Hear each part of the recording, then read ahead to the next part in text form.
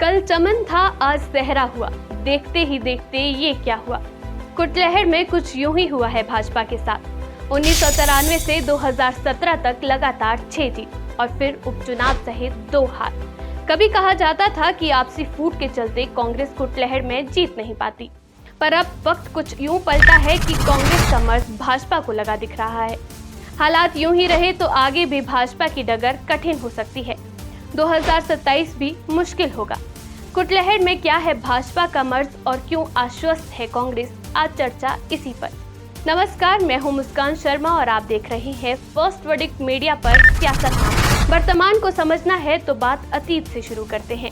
2022 के विधानसभा चुनाव में जयराम सरकार में मंत्री रहे वीरेंद्र कंवर 5 बार भाजपा का चेहरा थे, लेकिन एंटी इनकम्बेंसी उन पर भारी पड़ी। बड़े अंतर से कांग्रेस के देवेंद्र भुट्टो ने उन्हें परास्त कर दिया और इस तरह 1985 के बाद पहली बार कुटलहर में कांग्रेस को जीत नसीब हुई। पर भुट्टो का कार्यकाल मात्र 1.25 साल में ही तथाकथित मिशन लोटस की भेंट चढ़ गया।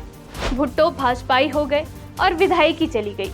फिर उपचुनाव हुए और वादे अनुसार भुट्टो भाजपा का चेहरा भी बने, पर जनता का मूड भाजपा और भुट्टो के विपरीत था। भुट्टो चुनाव हार गए और कांग्रेस के विवेक शर्मा तब से विधायक हैं। अब इस घटनाक्रम के बाद कुटलहर में भाजपा की सियासत इस वक्त ऐसे मोड़ पर खड़ी है जहां पार्टी का चेहरा और फैसला 2027 के विधानसभा चुनाव की दिशा तय कर सकता है।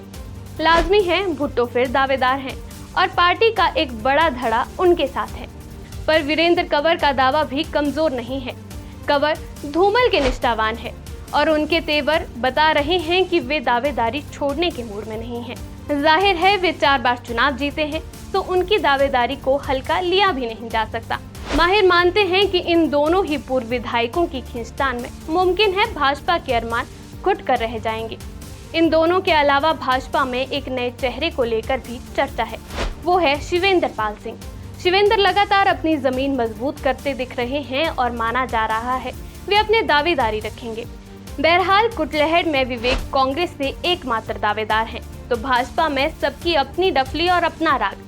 तो 2027 में चेहरे का चुनाव भाजपा की अग्नि परीक्षा है।